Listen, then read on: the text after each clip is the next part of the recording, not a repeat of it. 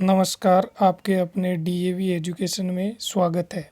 आज हम चर्चा करेंगे गणित विषय की, जो कक्षा 10 आज 27 मार्च को जो गणित का पेपर हुआ है वो 3.25 घंटे का समय था। 80 नंबरों का पेपर था। आप अब उत्तर मिला लीजिएगा पूरे पेपर के कि आपके 80 में से कितने नंबर आ रहे हैं।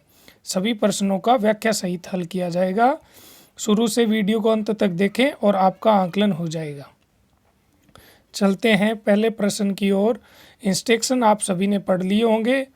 पहला प्रश्न है कि दो संख्याओं का महत्तम समापवर्ती 27 और लघुत्तम समापवर्ती 162 है। तो दी गई एक संख्या 54 है, तो दूसरी संख्या बताइए। तो इस प्रश्न का हम जो सूत्र होता है वो क्या होता है, HCF इंटू LCM बट्टे जो संख्या दे रखी है उस संख्या का मान रखते हैं तो दूसरी संख्या आती है। तो आप में महत्तम समापवर्ती कितना दे रखा है 27 इंटू लघुत्तम समापवर्ती कितना दे रखा है 162। इन दोनों को गुणा करेंगे। एक संख्या दे रखी है 54, इसका भाग दे देंगे। तो 27 का भाग दिया एक बार, 54 में 27 का भाग दिया दो बार, 2 में 2 का भाग दिया एक बार, 162 में 2 का भाग दिया 81 बार। तो अपना उत्तर हो जाएगा ए ऑप्शन 81। चलते हैं अगले प्रश्न की ओर। अगला प्रश्न था कि बहुपद x² माइनस 2x माइनस 8 के शून्यंक ज्ञात करो। हमें ये देखना होता है कि r जो बाहर वाली और ये संख्या है उन दोनों का गुणनफल यानी -8 x² आना चाहिए गुणा करने पर, और जोड़ने और घटाने पर -2x आने चाहिए। तो ऐसे इनके टुकड़े होते हैं 2x और -4x और +2x। तो इनसे हम करेंगे तो कॉमन लेंगे, अपना मान आएगा -2 + 4। तो इसका उत्तर होगा से ऑप्शन। और ये सभी प्रश्न हमने इन विज्ञान के पेपर के बाद सभी प्रश्न बताए और वही के वही प्रश्न अथवा सहित सभी प्रश्न वही आए हैं। तो इसी तरीके से आप अपनी तैयारी को बेहतर बनाना चाहते हैं तो डीएवी एजुकेशन से जुड़िएगा। चलते हैं अगले प्रश्न की ओर। अगला प्रश्न कह रहा है हमें कि यदि पहली संख्या x का दुगुनी दूसरी संख्या y के 7 गुणे से 5 कम है तो निम्न में से कौन सा समीकरण सही है। ये समीकरण पूछा है।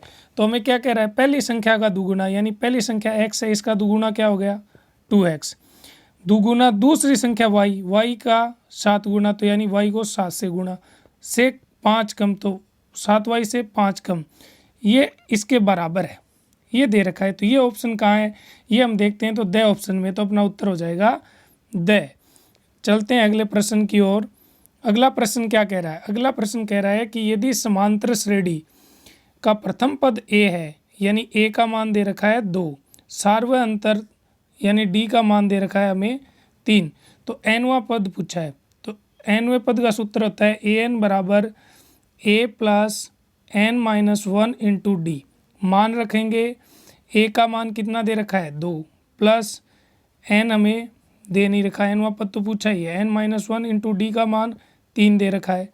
इनको गुणा भाग करेंगे, उत्तर आएगा अपना 3n-1। तो उत्तर हो गया इसका ब ऑप्शन 3n-1। कैसे हुआ वो पता है आपको, 2 + 3 को n से गुणा किया 3n -3 और +2 में से घटेंगे तो माइनस का 1 बचा और इधर 3n है। तो इस तरीके से ये उत्तर आ गया। चलते हैं अगले प्रश्न की ओर। अगला प्रश्न हमें क्या कह रहा है कि 3 के प्रथम 5 गुणजों का योगफल। 3 के प्रथम 5 गुणज क्या है, 3, 6, 3 के पहाड़े के 5 तक का 12 और 15। इनको हम एपी के द्वारा भी कर सकते हैं, सीधा भी जोड़ते हैं। तो हमारा उत्तर क्या आएगा, 15 और 12 27, 27 और 9 36, 36 और 6 42 और 3 45। अपना उत्तर हो जाएगा से। इस तरीके से दोनों तरीक़ों से हम कर सकते थे। अगला प्रश्न, यदि किसी त्रिभुज PQR में PQ² + QR² बराबर PR² तो निम्न में से कौन सा समीकरण होगा। तो PR के सामने का कोण यानी PR में कौन सा नहीं आया Q, तो इसका उत्तर क्या होगा, Q कोण की बात कर रहे हैं, तो इसका ब उत्तर हो जाएगा। चलते हैं अगले प्रश्न की ओर। ये प्रश्न बहुत बार बताया हुआ है, बिंदु 0, 3 की x एक्स से दूरी होगी। तो यानी जब x एक्स से दूरी पूछ रहा है तो y के निर्देशांक होंगे, और y एक्स की दूरी पूछता है तो x के निर्देशांक होते हैं। तो x एक्स की दूरी पूछ रहा है तो कितनी दूरी पर होगा, 3 दूरी पर। तो इसका उत्तर हो जाएगा ए 3। अगला चलते हैं प्रश्न की ओर कि 2 sine 45 degree into cos 45 degree का मान क्या होगा। तो मान रखते हैं 2 गुणा साइन 45 का मान होता है 1/√2 इंटू कोस 45 का मान 1/√2। ऊपर 2 को 1 से गुणा किया 2, नीचे √2 को √2 से गुणा किया 2, 2 में 2 का भाग दिया, उत्तर आया 1।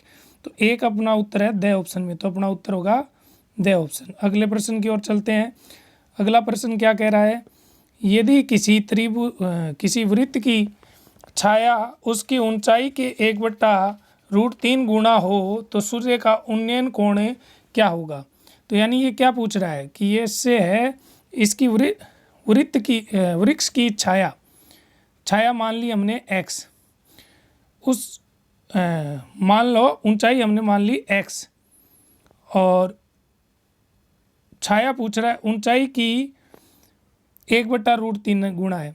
तो ऊंचाई यदि हमने x मानी है तो इसकी छाया क्या होगी, x/√3। अब ये उन्नयन कोण पूछा है तो सूत्र लगेगा tan थीटा। tan थीटा बराबर क्या होता है, लंब बटे आधार। लंब का मान x बटे आधार का मान x/√3।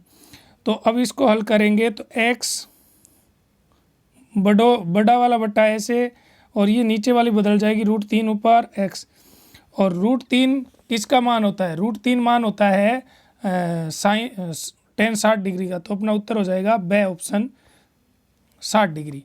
चलते हैं अगले प्रश्न की ओर। अगला प्रश्न कह रहा है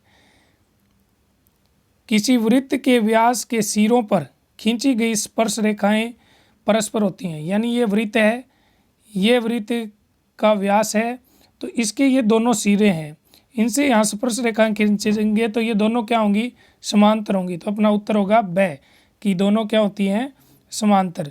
अगले प्रश्न की ओर चलते हैं। अगला प्रश्न कह रहा है कि यदि एक वृत्त की परिधि 175 है तो उसकी त्रिज्या ज्ञात कीजिए।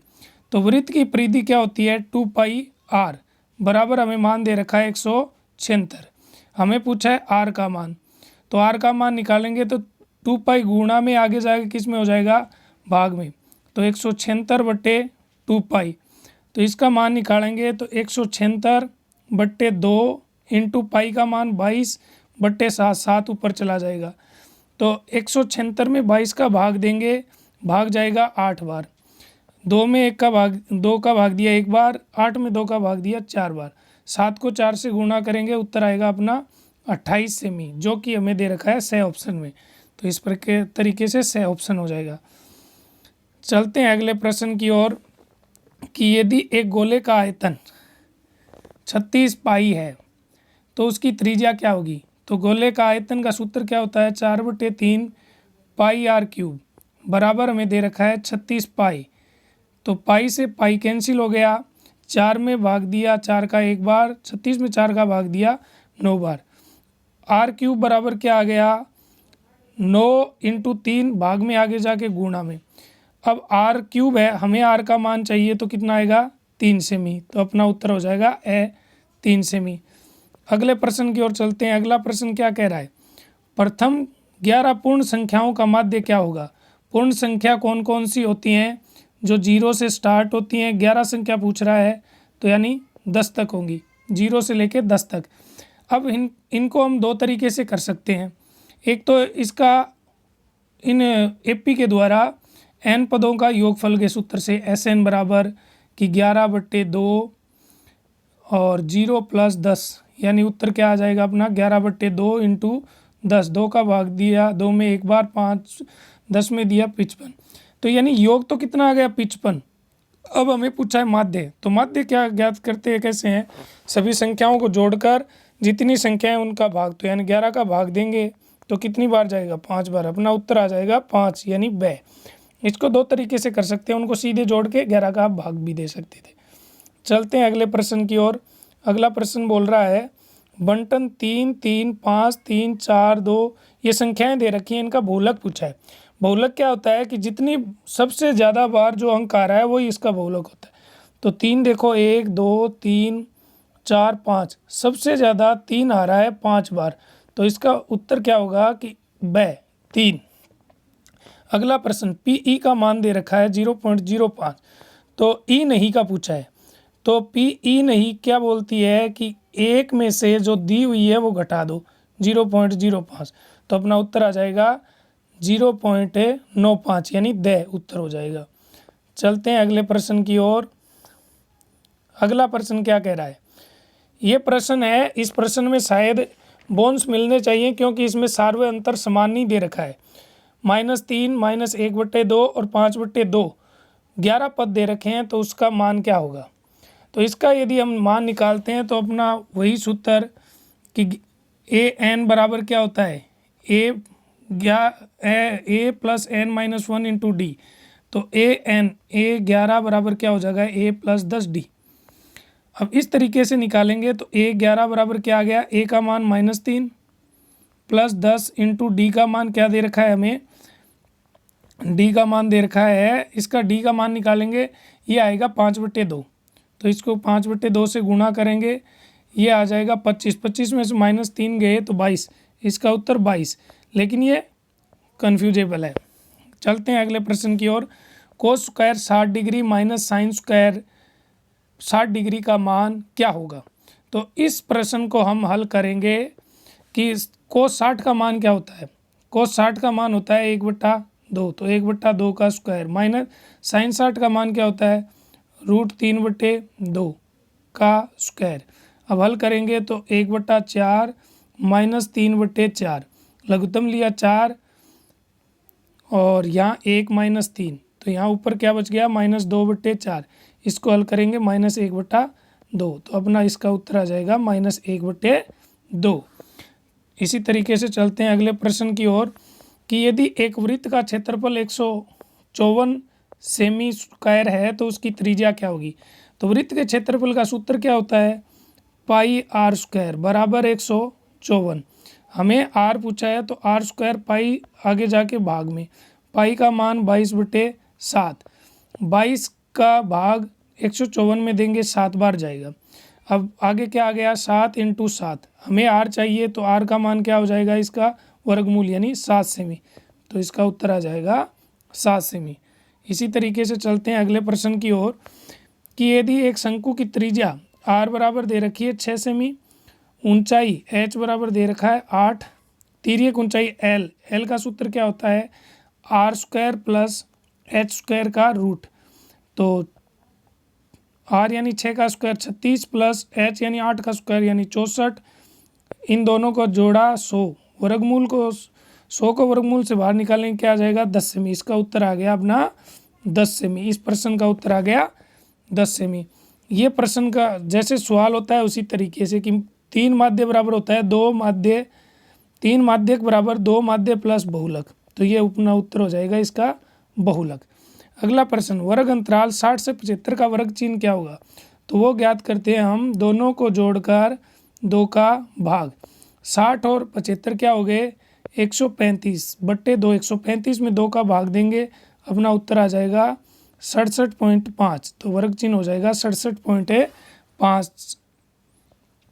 अगला प्रश्न, एक पासे को उछालने पर 6 से बड़े अंक आने की, तो एक पासा होता है उसमें 6 से बड़ा कोई संख्या ही नहीं होती है, तो इसकी प्रायिकता क्या हो जाएगी, 0। धन्यवाद। थोड़ी देर बाद हम इस पूरे पेपर का हल कर देंगे, सभी प्रश्नों के बड़े वालों का भी, तो आप जुड़े रहें DAV एजुकेशन से। धन्यवाद।